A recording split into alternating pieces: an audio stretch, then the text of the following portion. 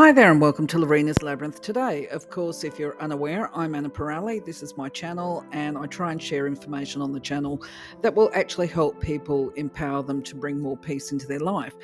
Today I have a feeling it's going to be a long video because I'm actually responding to a request by Christy. And is it Christy or Kirsty? One moment. Yes, Christy. Sorry, I had to go and check because I'm having a bit of a mind block. But either way, I'm putting up some tips and strategies for her because she's asked, and I am aware and recognise that other people will probably benefit from them as well.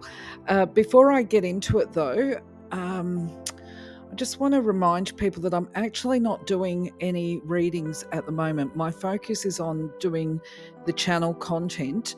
And one of the reasons I'm not doing any consults is because actually I feel I'm doing energy work on myself. I actually feel that I'm going through a healing process. The same as everybody else, I've had a lot of challenges over the last few years, and I feel that I've allowed my own energy to become bogged down. So at the moment, I'm going through a process of transformation, and I'm fine about it. But while I'm doing this, I don't mind sharing information with you because I know the information is good, and I'm not projecting my energy at you. I'm containing my own energy while I go through my healing process, if that makes sense. Now, just a reminder before I get into the content too, there's a couple of things. When I visit other YouTube channels, I see people whinging and complaining because the person spoke too slowly or this happened and that happened. Now, I attempt to get around this by putting in the chapters in the description so you can just click on a link and go to the part that you're interested in. The other thing is too, goodness me, I don't know why people don't understand that when they're playing a video on YouTube, there is a wheel nut. There's a little nut that you can click on that has the playback speed. So if you find that I speak too fast or you struggle with my accent, you can actually slow it down. But on the other hand, if you find me absolutely dead set boring and speaking too slow, you can speed it up. Okay.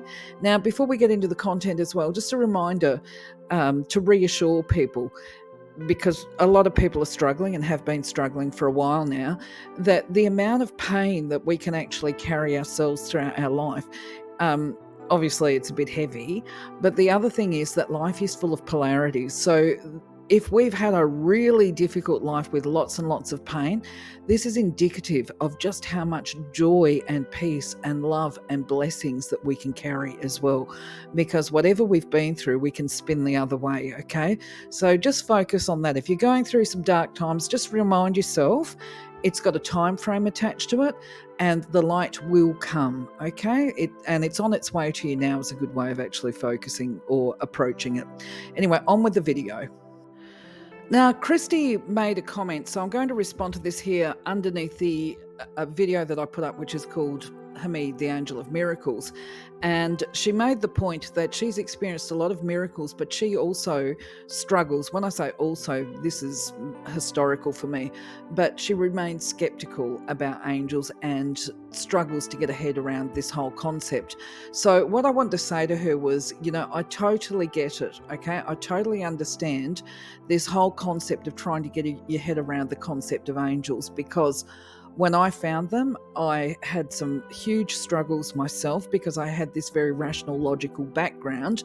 And then to sort of get my head around the fact that everything has to be rational, reasonable, evidence-based, all of this stuff, and then you start seeing miracles. And the miracles that I experienced were actually in the presence of others on more than one occasion, many, many occasions.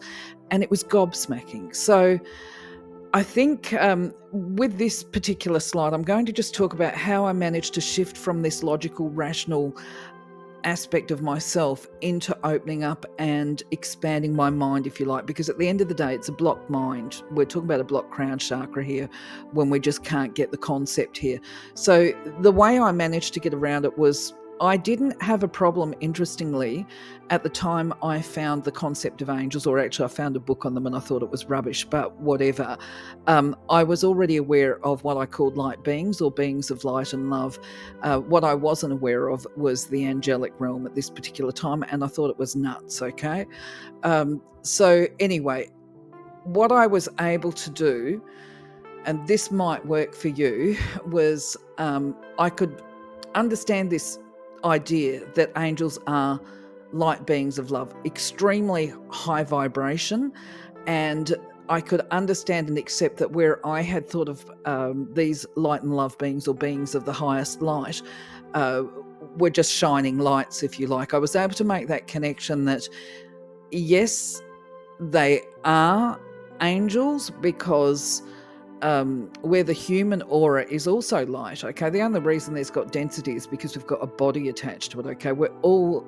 oh, goodness me, what is the description? We're all beings of light of one shape or another, okay? But the difference with the angels is that theirs is actually very tall and it's thin, and it's where the human aura is more egg-like. You know, this is once you've got your clairvoyant skills, you can actually see the outline. If you can't actually see the face of angels or whatever, you can see the outlines of auras. Now, so where I'm going with this is the angelic aura is different to the human aura because it is tall, it is long, it's thinner, and it has these little wingy type things at the top. Now, I was able to put this together and get a little bit of understanding for my head to get around it, okay? It might be different for you, and I welcome your comments.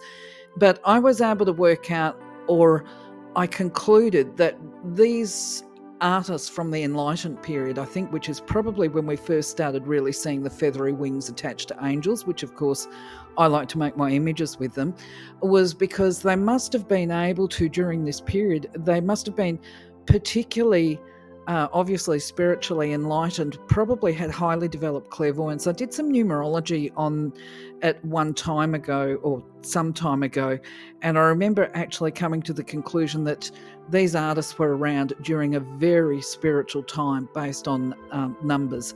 But anyway, I think what they were trying to do when they put the artwork onto canvas was to differentiate between what was an angel spirit and what was human, you know, to show that we actually all are supported by angels. And I think they did a good job of it, actually. Excuse me while I have a cough.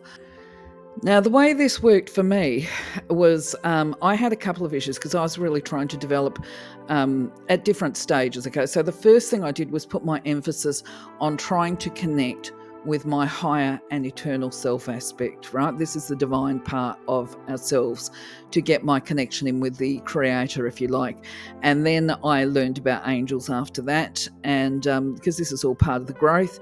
And then that opened my mind up to things like the fairy realm, which I struggled with initially as well. And then I realized as I developed my gifts that actually those that we might call fairies, they have winged auras as well. Most of them, I'm doing an if but there's variables, okay, but they have a much smaller aura. Their aura tends to be smaller than the angels and the human aura. Now, I'm sorry if you're choking on this. I know that you're struggling, as you said, to get your head around the angel stuff. But I think when we put into perspective that we're just a drop in the ocean of the universe. If we think that there's just us and there's nothing else, I think perhaps we're a little bit deluded and egotistical. But either way, when we talk about the fairy realm, we're not talking about Tinkerbell, okay? We're talking about nature elementals, if you like, and sprites and stuff like that. But I've got a video up called Ariel, Angel of Nature, that might help. But the other thing is too, even if it doesn't, right, even if you look at that and think she's clearly bats, that's okay. You just aren't interested in this right now, and it's okay not to be. So just move on from it. Just go, yeah, okay. Because I remember also there was one book that I was drawn to. I used to get, because I lived in the bush and remote areas and we didn't have access to people and teachers and that, I used to ask the universe to guide me to information that was important for my growth, okay? So this is just tips and strategies on how I did my thing, and how you do it is going to be up to you and anybody else that's listening to this. Anyway, I do remember that I got this book and I read it, and there was parts of it that is what they say resonate. It felt real to my soul, and there were other parts of it I thought, you crackpots, you're absolutely crazy. I just cannot believe that. And then for some reason, I ended up reading that book about 3 times. And each time I read it, it made more sense. But it was usually a couple of years before each read. Anyway, back to what we're going on here. The other psychological barriers, shall we say. I think there was this deep desire that underpinned my growth as well. I really wanted to connect with my guardian angel and my guides, by whatever name you called them, because that was part of personalizing my connection. And I wanted to because I'd seen other people, I'd witnessed other people that could speak with their guides and just channel information through, like having a conversation with a mate. So I wanted to have a relationship like that with my guides. And by the way, the video would get too long if I talked about how that worked, but that was actually incredible. So I guess the thing was that at my commencement, if you like, I was a believer, right? I started to believe because I was seeing miracles. How would I say this? Okay, I understood that if I believed that divine energy was unlimited, that it was infinite, anything was possible, then I started to recognize any thoughts or words that people use where they said, oh, you can't do X or Y, that actually wasn't divine. Once they start saying you cannot do X or Y, these are what I call human constructs of limitation. They're very restrictive and they're a barrier. So, for example, if a person turns around and says, well, you can't test energy, because I know I've heard that, and you can't test the angels, my thoughts were, says who? Who says that you can't test the angels? So I decided that when somebody tells me you can't do something, that means you actually can, you just have to find the way to do it. So what I did is I started testing the angels, and I would ask them to help me out, and gave them simple tasks to start with to prove to me that they existed. Now, this might be a bit shocking to a few people, such as life. Okay, so back in the day, one of the first tests that I gave me wasn't please drop a feather at my feet. To me, that was too ambiguous. I wanted something more tangible. So I started with going into areas where it was really difficult to find a car park. You know, you could be doing laps for an hour. And I would start with that. Just, you know, I give thanks for the car park that's mine under grace in the divine way as soon as I need it. Okay. And it never failed. Now, just to be clear, it still works. Okay, that still works for me. And that's, I don't even actually now invoke for it. I just say thank you when I pull into the car park. Okay, so the other thing is too, when it comes to understanding, I recognize that karma existed. And therefore, if I was going to be invoking, that I needed to do so in responsible ways. So there's a couple of core points involved with invocation. I'm going to talk about how to do an invocation in a little while, which is one, you cannot interfere with someone else's life, because you will incur karma. Okay, even if it is well-intentioned and you think that you're doing the right thing, none of us are privy to another person's divine blueprint. It is not our role to know what that person's divine blueprint is. And if we are to attempt to manipulate energy or their life path, these are my understandings, we can actually really incur significant karma for ourselves, either in this lifetime or future ones. And so the only real control we have over anything is actually our own life path. So the next point is, I'm not a fan of incurring negative karma. So this is why when I do the invocations, I put in what I call a cop-out clause, where I say under grace and in the divine way. Because if I am invoking inappropriately or outside universal law, shall we say, because sometimes it's, you know, sometimes we know that, you know, it might be beneficial, it might not, it might be for the higher good, it might not. If we don't know, then I'm prepared to try and help a person, but at the same time, I want to make sure that I adhere to universal law, okay? So I put in that cop-out clause. Now, the other thing to really recognize here was I was absolutely bound by fear of the unknown when I first started trying to connect. I struggled to understand and consciously be aware. So I knew that I had to release fear at a cellular level, okay? Because fear actually is like a massive, great big energetic wall, and it will block connection. So I'm going to be putting up a video for that in the near future. This video is already getting very long, so I do apologise. What I'm just going to say on this slide here is that I recognised at some point, you know, because I was hearing people say that, you know, oh, you can't call on angels, it won't be good ones that come. It's like, okay, well, there's a limitation to start with. But I did recognize also that, well, hey, I don't know everything. There's limitations on my own conscious awareness. So maybe these people might be right, but how am I going to do things safely and ensure that I'm aligned with light and love? And I worked out if I call upon Creator before the angels, there's never going to be a mistake. Okay. So that's my big tip there. Always call upon the Creator, God of love and light, before you actually go into any other invocation or any other part of the invocation. So, in regard to the question of divine support and feeling unsupported through life path, just a reminder here, and I'm going to speak fast to get through it, is that yes, we do have angels. We have an entire divine support team, okay? My understanding is we have a guardian angel. I've still got to put that video up, who is with us from the moment of creation. And then we might have additional angels across each life path that's there for specific functions to support our divine blueprint. Now, the other thing that we can do, and this is the nature of the angelic content that I'm putting up, is we can actually call upon and invoke specific angels for specific personal needs across this path as well. But if you think that's the end of the divine support, you're actually mistaken, because we also have guides. Guides are people that have lived in human bodies before, and they have had the same life experiences, many of them that are on the agenda for our divine path in this lifetime. Now, the usual process from what I understand is that we all have more than one, okay, because on your divine blueprint, and that video is going to be coming up in the near future, you have a number of predestined things, but you also have free will. So you will potentially have a different guide for each aspect of the predestined stuff. Either way, they all work together as a team to give you the support that you need throughout this life path. And I understand too that when it comes to the guides, that they actually work under the direction of your guardian angel.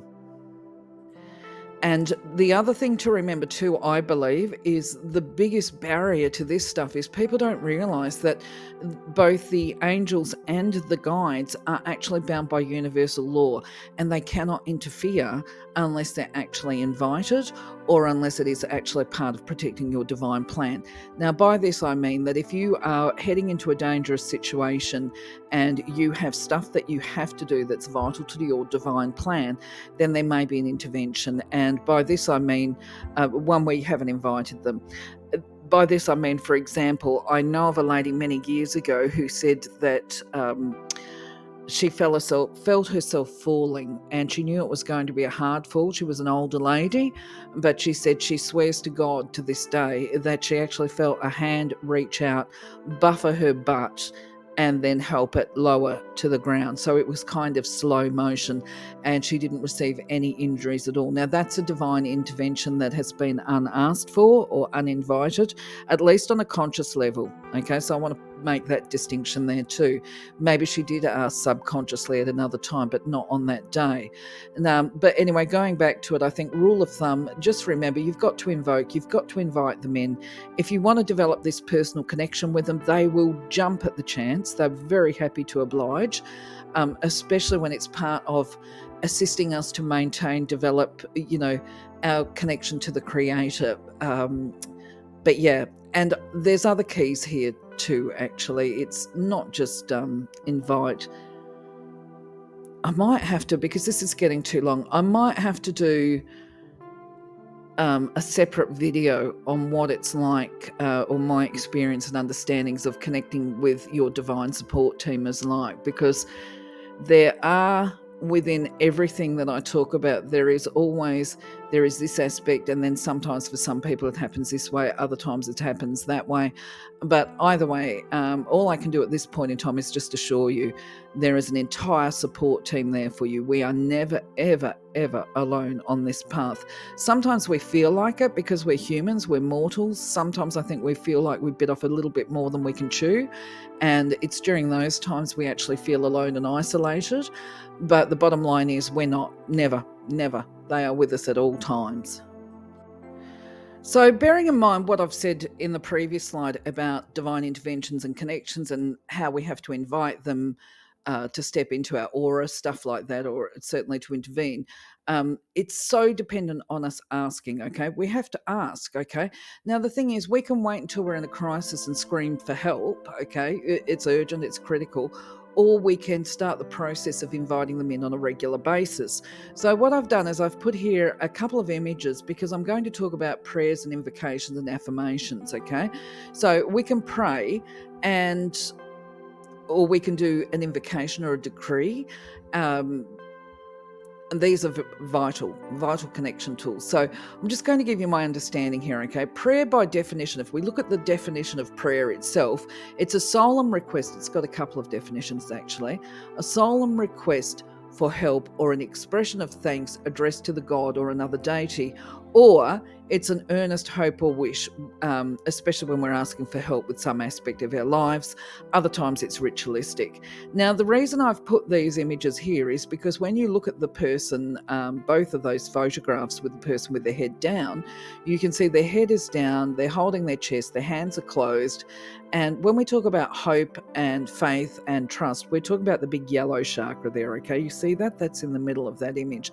I don't have a little cursor to show you, but I want you to see where that's at, because when we're praying, we tend to be coming from that space, the yellow space, or even the green space, okay? We might be coming from the heart chakra areas, the two green ones, okay?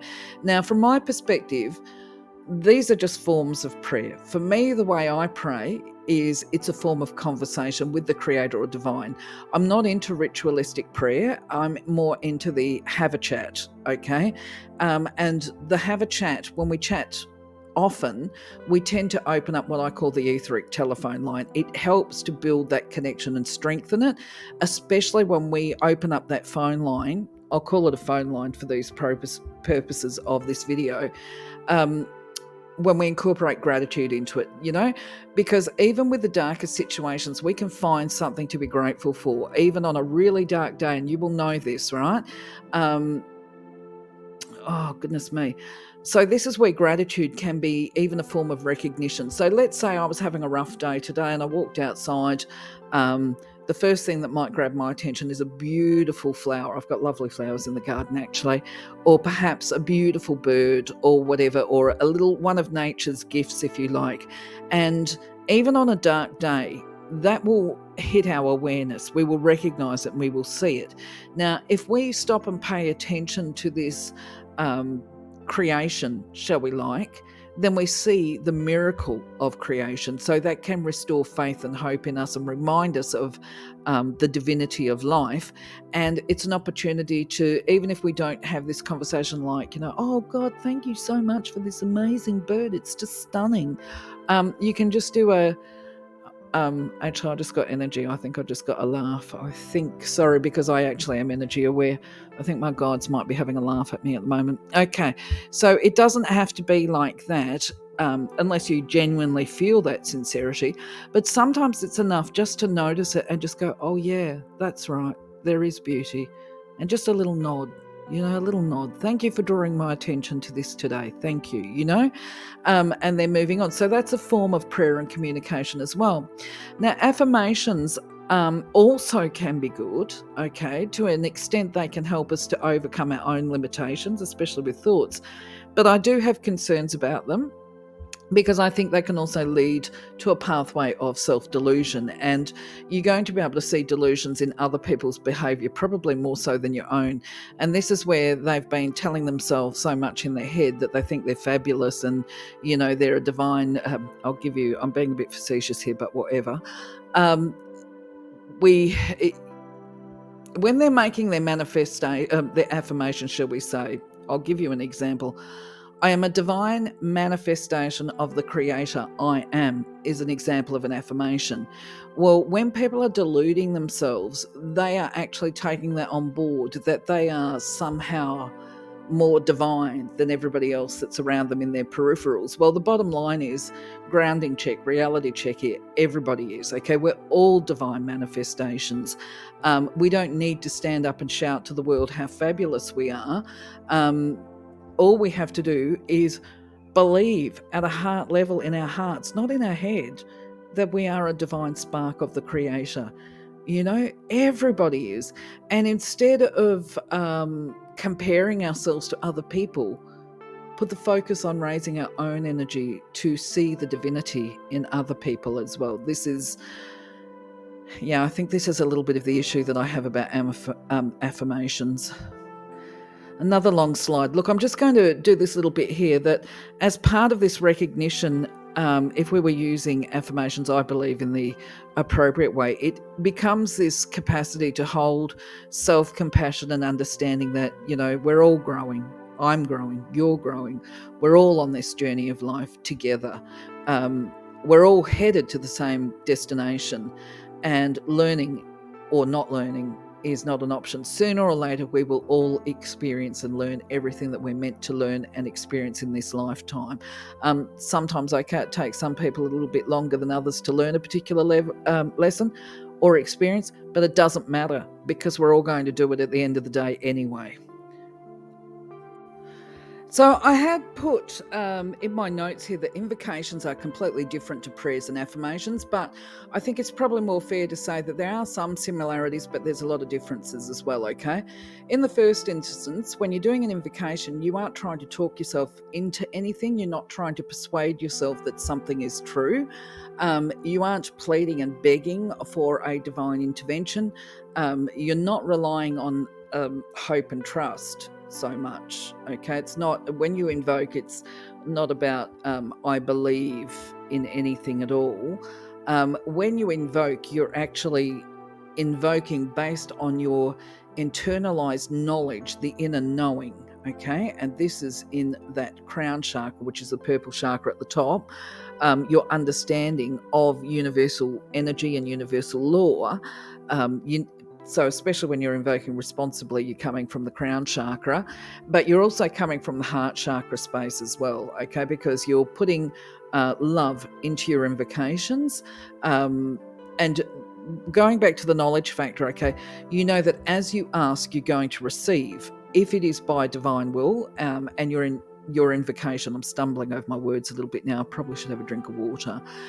If your invocation is in accordance with your divine plan and it doesn't interfere with anybody else's, it is going to happen. There's no doubt about it. You will get what you are invoking for. But you will also know, okay, this is the beauty of it, you will know if your invocation doesn't happen, it's because it was not by divine will. It was not a divine idea and it wasn't meant to happen. Now, I'm going to give you a couple of wee examples of what I mean by this, because people will be going like, what? It sounds like a cop-out. No.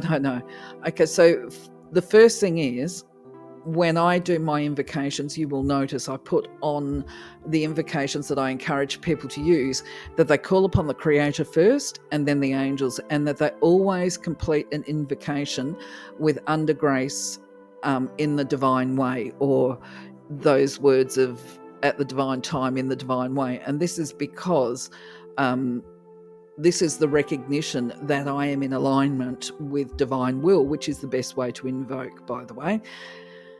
I say that as in you manage to escape that karma stuff, negative karma, which, as I say, I'm not a fan of negative karma. But the other thing is it provides some kind of understanding and structure to this process. So I'll give you an example, okay? So let's say I invoked for a holiday and at the last minute my flight was delayed or cancelled, okay? So that might be uncomfortable and actually annoying and frustrating, especially if you've booked time off work or whatever. But because you've done the invocation, you would consciously know that there must have been a change in the energy and something has shifted from a divine perspective, and traveling to that place or space right now, today, whatever, is not actually a good idea any longer, because you might find out down the track that actually there was a huge drama that happened. Maybe there was some environmental disaster and you managed to avoid it. It could have been a problem with the flights or whatever. Whatever this conflict becomes or this disruption is actually a blessing in disguise. So you become open to that. I'm going to waffle a bit more and give you a bit more information. So keys to creating your own invocations. As I said, 1, call upon the Creator first, then your guardian angels. your guardians and guides. If you're calling for the specific healing properties of an angel of your choice, pop their name in as well.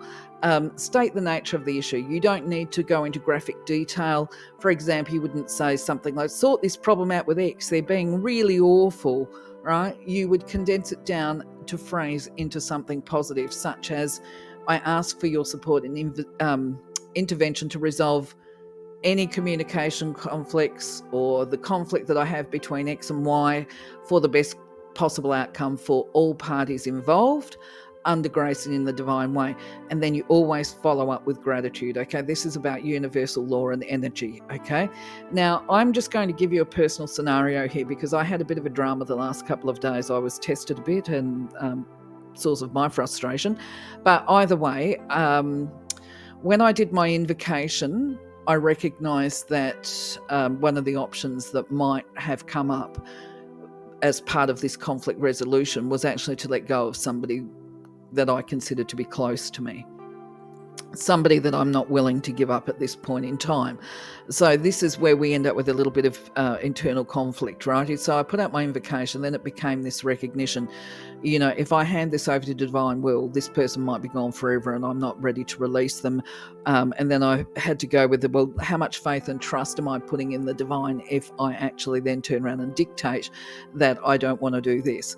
And so an example of how I work, and I find it to be quite effective, is I did my invocation, and then afterwards, in recognition of the conflict for me, I just basically had my little prayer chat, if you like, and was like, you know, if this is what you want me to do, if this is part of the plan, if this is what needs to be done, and the divine idea, then I will accept it and I'll roll with it, but it will come with sorrow and pain for me.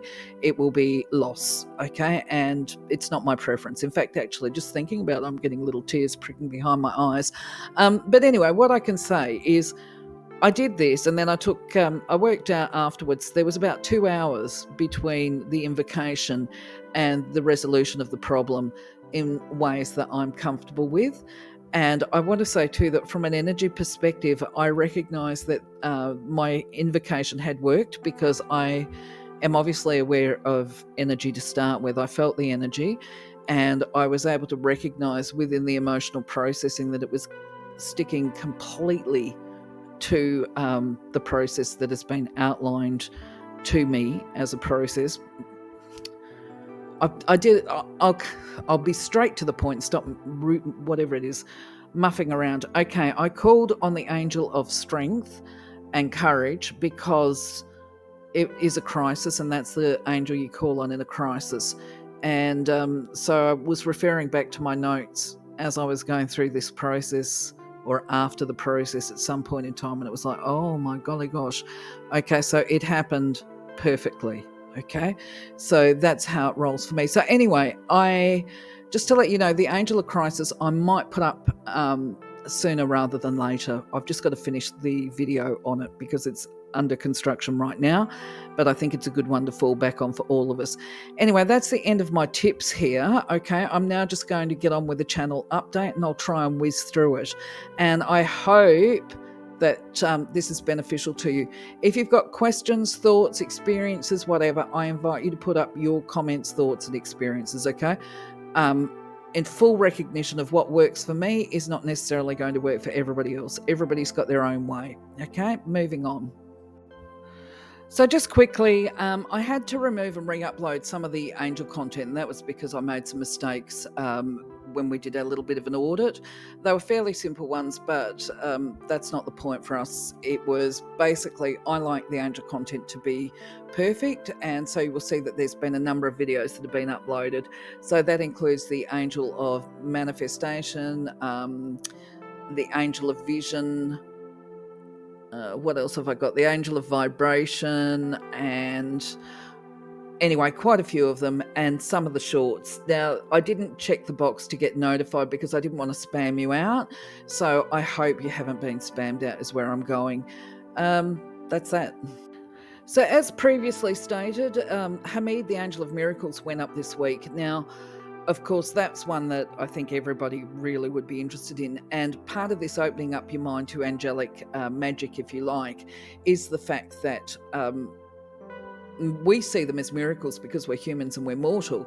The angels see the blessings, they see miracles as blessings, and they shower us with them.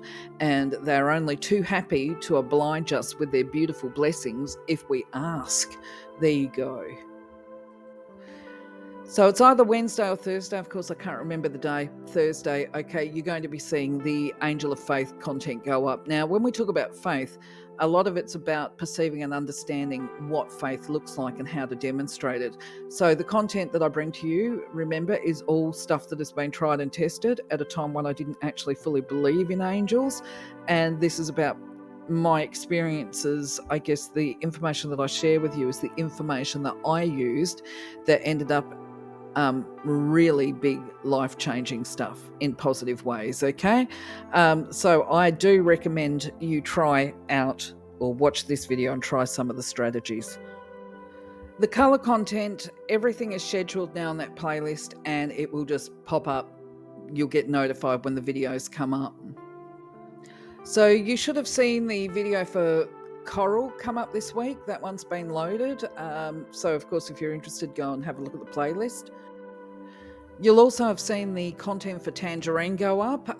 It's a very creative colour. It's absolutely beautiful. It's vibrant. It's one that I'm quite drawn to at the moment, which of course is about creativity and passion and enthusiasm. So sticking with the orange shades this week, at least for this particular video, you're going to see the colour peach loaded. That one should be out. I think it's on the Tuesday. It brings in, of course, colours or the shades of the red, the orange and the yellow. So we're talking about lower chakra stuff, but in positive ways. Okay, always. Notification box is checked to let you know when it's loaded.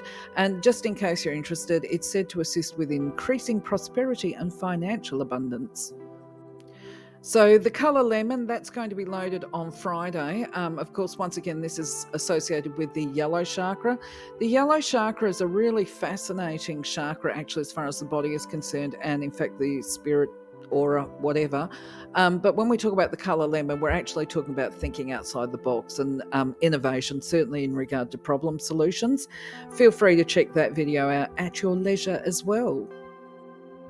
So regarding the art and the quotes, of course, I haven't done another art one. I don't know. I've got no excuse for it, really. I'm making lots of art. I think it's more about the fact that I'm not comfortable with loading any of them because I need to tweak them and I need to do things to them. And I just really haven't had the time to be able to do it. The quotes I'm still putting up, so I hope you're enjoying those anyway. I don't know when I'll be doing another art video, but there's just a couple of images here for you that you might like.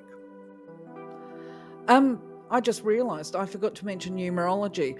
Okay, so the numerology forecast has been loaded. Just so you know, going forward, I'm going to try and load those in the last days of a month before the new month starts. And I do invite, of course, your feedback and experiences, whether or not it's relatable or whether or not anything came true or whatever. I do enjoy the idea of doing that. I did think actually about pulling a card for somebody today, but for you, Christy, I've held off though because I've just run out of time. For now though, I'm going to say love yous, leave yous. Thank you for being part of my journey. I hope that the information I've given you to anybody that watches this is actually something that's going to be helpful and useful for them. In the meantime, take care, my friends. I'll catch you on the next video. Bye bye for now.